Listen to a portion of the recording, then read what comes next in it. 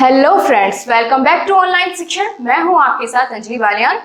Guys, ये आपकी third class है previous year one liner questions की, यानी आपके रेलवे के जितने भी प्रीवियस ईयर्स में एग्जाम हुए हैं उन सभी में से हमने कुछ क्वेश्चंस को चूज किया है जो कि आपके रिपीट होने के चांसेस बहुत ज्यादा है।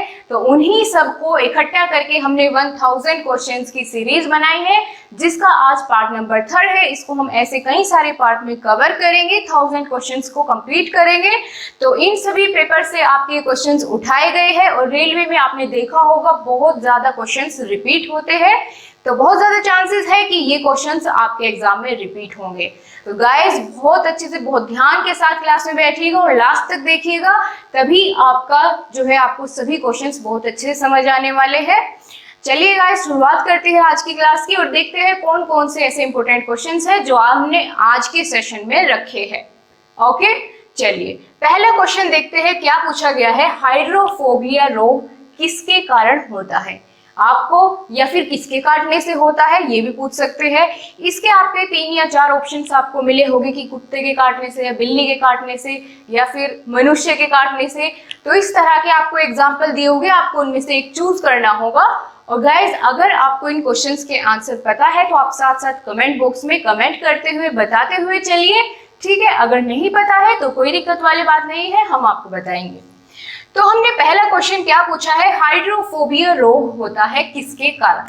तो ये होता है गाइस विषाणु से फैलने वाला ये रोग है। विषाणु यानी वायरस, वायरस से फैलने वाला ये रोग है और कुत्ते के काटने से ये होता है। ओके, कुत्ते के काटने के कारण ये रोग फैलता है और विषाणु से होता है यानी वायरस से होता है ये रोग। और इसमें क्या होता है कि पानी से डर लगने लगता है इस रोग में। ओके, आगे बात करते हैं, नेक्स्ट क्वेश्चन पे चलते हैं। विषाणु यानी वायरस की खोज किसने की थी? तो ये की थी इवानोविस्की ने, ठीक है। इवानोविस्की ने वायरस की खोज की थी। ओके गाइस, तो आगे बढ़ते हैं। विषाणुओं का अध्ययन क्या कहलाता है, यानी जो विषाणु है वायरस है उनके अध्ययन को क्या कहते हैं? तो उसका आंसर क्या होगा? वायरोलॉजी। वायरोलॉजी। क्वेश्चंस को ऊपर को सरकता रहकर नीचे नजर पड़े पता चले।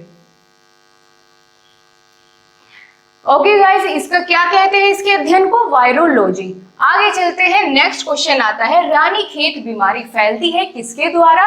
तो रानीखेत ये एक बीमारी का नाम है और ये फैलती है विषाणु के द्वारा यानी वायरस के द्वारा, ठीक है दोस्तों।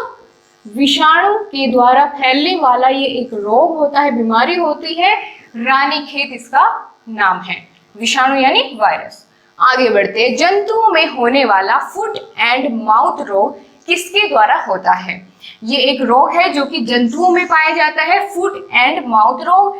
तो ये किसके कारण होता है? ये भी विषाणु के द्वारा होता है, यानी वायरस से होने वाली बीमारी का नाम है ये फुट एंड माउथ रोग। ओके, आगे देखते हैं, कवकों का अध्ययन क्या कहलाता है, यानी कवक का अध्ययन क्या कहलाता है? ये होता है दोस्तों माइकोलॉजी। माइकोलॉजी।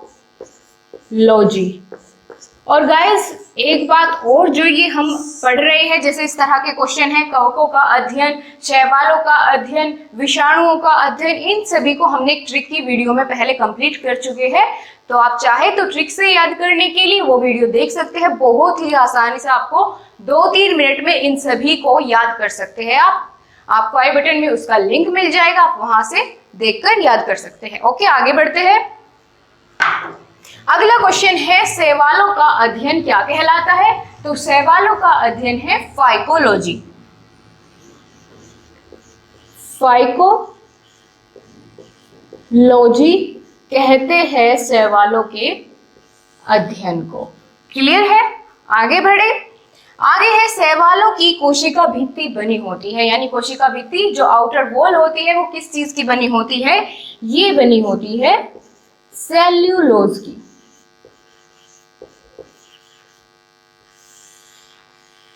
सेल्यूलोज की दोस्तों ये भित्ति बनी होती है इसकी। आगे बात करते हैं जीवाणु की खोज किसने की, यानी बैक्टीरिया की खोज किसने की, ये की ल्यूवेन होक के द्वारा। जीवाणु की खोज की गई यानी बैक्टीरिया की खोज की गई किसके द्वारा, ल्यूवेन होक के द्वारा। आगे बात करती है ध्वनि का वेग सर्वाधिक होता है, किसके अंतर्गत होता है ध्वनि का वेग सर्वाधिक, तो वो होता है ठोस में, यानी ठोस में सबसे अधिक तेज गति के साथ दूरी तय करती है ध्वनि। और ध्वनि की गति सबसे धीमी कहाँ होती है, वो होती है हवा में। क्यों, क्योंकि दोस्तों हवा के जो पार्टिकल्स होते हैं, कण होते हैं, वो बहुत ही दूर दूर तक होते हैं, इसलिए यहाँ पर बहुत ही धीमी होती है गति ध्वनि की, लेकिन ठोस में बहुत नजदीक होते हैं तो वहां पर सबसे तेज गति होती है ध्वनि की। इसी तरह अगले क्वेश्चन देखते हैं जो कि बार बार पूछे जाते हैं, ध्वनि की चाल होती है तो ये होती है 760 मील प्रति घंटा। ओके, 760 मील प्रति घंटा होती है ध्वनि की चाल। और आगे आपसे पूछा जाता है कि वायु क्या है, आपको 4 ऑप्शन मिलेंगे, सामांगी मिश्रण या विषमांगी मिश्रण, इस तरीके से आपको 4 ऑप्शन मिलेंगे। तो वायु क्या है, बहुत सारी गैसों का मिश्रण है, ठीक है, तो ये होता है विषमांगी मिश्रण, यानी बहुत सारी अलग अलग गैसों का मिश्रण होता है। अगर आपसे पूछा जाए कि वायु क्या है तो ये बहुत सारी गैसों का मिश्रण होता है। ओके, वायु उदाहरण है, किसका उदाहरण है, वायु उदाहरण है गैस में गैस के विलय का, ठीक है, गैसों में गैसों के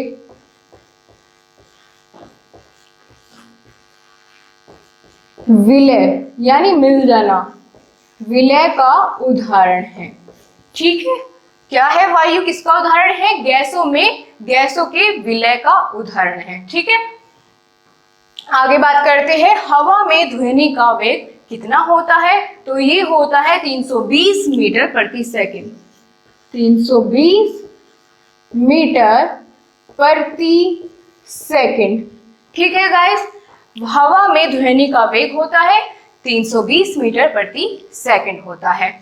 आगे बात करते हैं ध्वनि तीव्रता की इकाई क्या है, यानी ध्वनि की तीव्रता को किसमें मापा जाता है, तो किसमें मापा जाता है, ये मापा जाता है डेसिबल, डेसिबल में मापा जाता है ध्वनि की तीव्रता को, ठीक है, यानी इसकी स्पीड को मापा जाता है डेसिबल में। हवा का वाष्प घनत्व होता है, हवा का वाष्प घनत्व कितना होता है, 14.4, ओके, 14.4 होता है हवा का वाष्प घनत्व। प्रकाश वर्ष मात्रक है, यानी ये एक मात्रक होता है, प्रकाश वर्ष किसका मात्रक है, तो ये है दूरी का मात्रक, ठीक है, यानी दूरी को मापता है प्रकाश वर्ष। और इस तरह से भी कह सकते हैं कि सबसे बड़ा मात्रक दूरी का कौन सा होता है, तो वो यही होता है प्रकाश वर्ष। एक प्रकाश वर्ष किसके बराबर होता है, तो ये होता है 9.46 इंटू 10 की पावर 12 किलोमीटर, 9.46 इंटू 10 की पावर 12 किलोमीटर के बराबर होता है एक प्रकाश वर्ष। लेकिन अगर बात करें मीटर में, तो एक प्रकाश वर्ष कितने मीटर के बराबर होता है, तो ये होता है 9.46 इंटू 10 की पावर 15 मीटर। ओके गाइस, इनमें इसमें क्या चेंज होता है, मीटर में 10 की पावर 15 हो जाती है और इधर क्या होता है 10 की पावर 12 हो जाती है, अगर किलोमीटर में बताना है। आगे बात करते हैं पित्त जमा होता है, पित्त क्या होता है, ये होता है इंग्लिश में इसको बोलते हैं बाइल जूस। तो पित्त कहाँ जमा होता है दोस्तों, ये जमा होता है पित्ताशय में, पित्ताशय, पित्ताशय में जमा होता है पित्त। और पित्त स्रावित कहाँ से होता है, तो ये होता है यकृत के द्वारा, यानी लीवर के द्वारा इसको स्रावित होता है, निकलता है ये यकृत से, लेकिन जमा होता है पित्ताशय में। क्लियर हुआ डिफरेंस।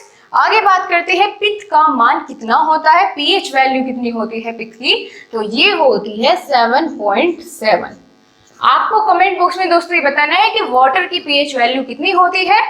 लेकिन पित्त की हमने आपको बता दी है, पित्त का पीएच मान होता है 7.7। आगे बात करें कि पित्त क्या होता है, यह पीले हरे रंग का श्राव्य द्रव होता है। पीले हरे रंग का क्षारीय द्रव होता है। क्या होता है? पीले हरे रंग का क्षारीय द्रव होता है पित्त। आपसे पूछा जाए कि पित्त क्या है, आपको 3-4 ऑप्शन मिलेंगे, उनमें से आपको क्या चुनना है? पीले हरे रंग का क्षारीय द्रव होता है पित्त। पाया कहाँ जाता है, यानी जमा कहाँ होता है? पित्ताशय में। और निकलता कहाँ से है? यकृत से, यानी लीवर से। और पित्त का मान होता है 7.7। पित्त को इंग्लिश में क्या कहते हैं? बाइल जूस कहते हैं।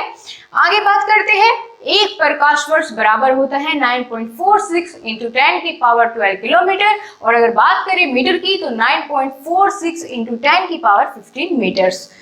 आगे देखते हैं, प्रकाश वर्ष मात्रक होता है दूरी को मापने का सबसे बड़ा मात्रक कहलाता है प्रकाश वर्ष। हवा का वाष्पीय घनत्व होता है 14.4। और बात करते हैं ध्वनि की तीव्रता की इकाई किसमें मापी जाती है, तो वो डेसिबल है। और हवा में ध्वनि का वेग होता है 320 मीटर प्रति सेकंड। वायु किसका उदाहरण है? गैसों का, गैसों में विलय। ठीक है गाइस, ये 332 कर लेना आप, 332 मीटर पर सेकंड होता है। ठीक है, हवा में ध्वनि का वेग होता है 332 मीटर पर सेकंड। वायु उदाहरण है गैसों में गैसों का विलय का।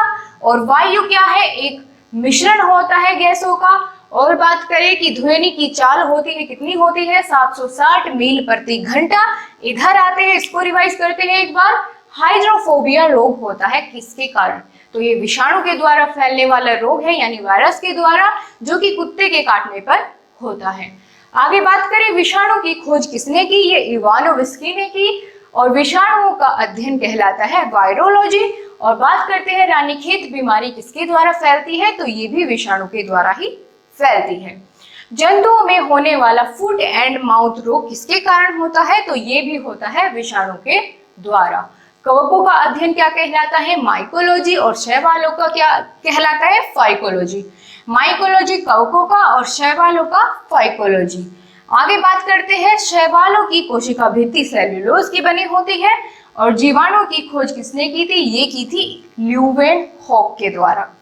ध्वनि का वेग सर्वाधिक होता है ठोस में और मतलब सबसे कम होता है हवा में। तो क्लियर है गाइस, आपको आज की क्लास कैसी लगी आप कमेंट बॉक्स में जरूर बताइएगा। और ज्यादा से ज्यादा अपने दोस्तों को पहुंचाइए वीडियो, उनके साथ शेयर कीजिए। तो मिलते हैं आपसे नेक्स्ट क्लास के साथ, तब तक के लिए बाय बाय, टेक केयर, अपना ध्यान रखिए और रिवीजन करते रहिए। Bye bye.